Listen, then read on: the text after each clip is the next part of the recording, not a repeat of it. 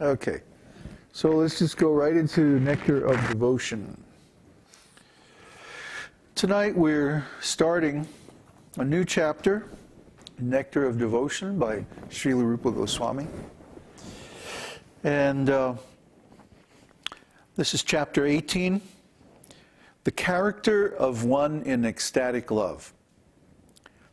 The previous chapter we talked about spontaneous devotion, and then we talked about the stage of ecstatic love. So now what is the character of a devotee who has attained this stage, the perfectional stage of ecstatic love? Rupa Goswami next describes the characteristics of a person who has actually developed his ecstatic love for Krishna. The characteristics are as follows. 1.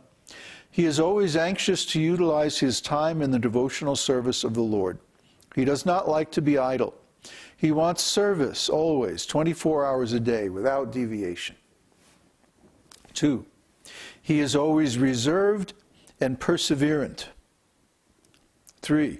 He is always detached from all material attraction. 4. He does not long for any material respect in return for his activities. 5. He is always certain that Krishna will bestow his mercy upon him. 6. He is always very eager to serve the Lord faithfully. 7. He is very much attached to the chanting of the holy names of the Lord. 8. He is always eager to describe the transcendental qualities of the Lord. And 9. He is very pleased to live in a place where the Lord's pastimes are performed. That is, Mathura, Vrindavan, or Dwarka.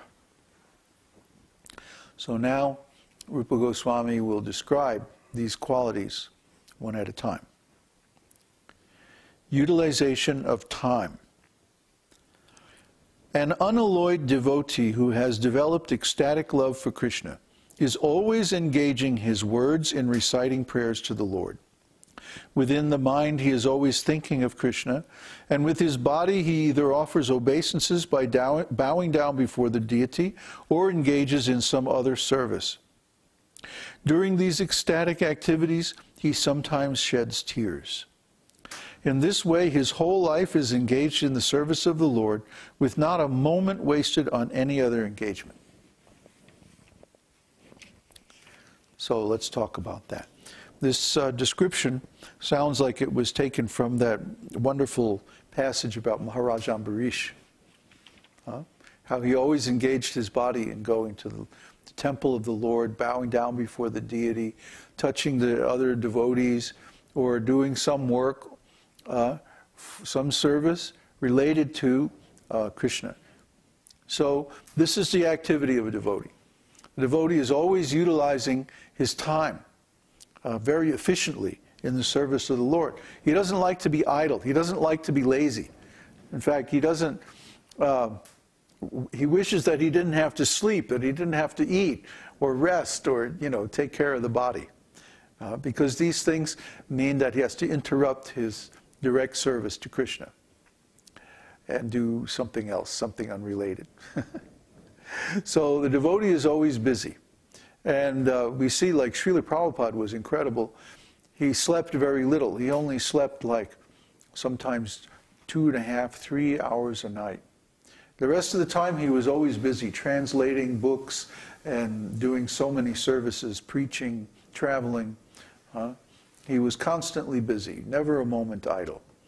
So this is the mood of the devotee of the Lord, because he's getting transcendental pleasure from his service, his ecstatic love of Krishna. So he doesn't want to stop, even for a moment. When we're getting pleasure from some activity, we don't want to stop. Like if there's a young child playing with companions, some kind of game, and then it's time for dinner. The child doesn't want to stop playing and come in. It's like, no, I want to keep playing with my friends, because it's pleasure. So similarly, the mature devotional service of the devotee gives him tremendous ecstatic pleasure. And he likes nothing more than doing things that he knows is going to give pleasure to his Lord. And when Krishna is pleased, we're automatically pleased. You see, that's the secret of devotional service.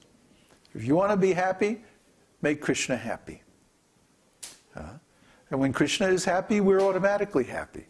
And we don't require any particular, any separate, I think the bulb is loose. We don't require any separate endeavor to make our, not to plug the bulb. Try screwing in the bulb. To humor an old man, you know. I can't touch it. Use your blanket. Remove the other.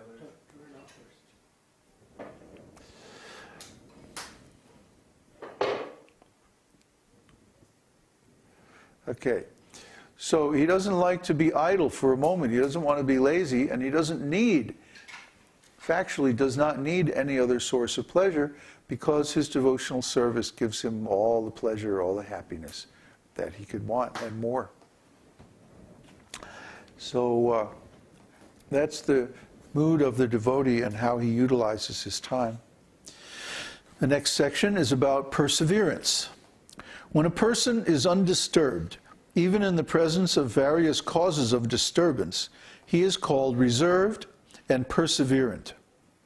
An example of this perseverance and reservation is found in the behavior of King Parikshit, as described in the first canto, 19th chapter, verse 15 of Śrīmad-Bhāgavatam. The king says there to all the sages present before him at the time of his death, "My dear Brahmanas, you should always accept me as your surrendered servant. I have come to the bank of the Ganges just to devote my heart and soul unto the lotus feet of Lord Krishna. So please bless me, that Mother Ganges may also be pleased with me. Let the curse of the Brahmana's son fall upon me. I do not mind. I only request that at the last moment of my life, all of you will kindly chant the holy name of Vishnu, so that I may realize his transcendental qualities." This example of Maharaj Parikshit's behavior, his remaining patient even at the last point of his life, his undisturbed condition of mind, is an example of reservation. This is one of the characteristics of a devotee who has developed ecstatic love for Krishna. A good example of perseverance would be Arjuna.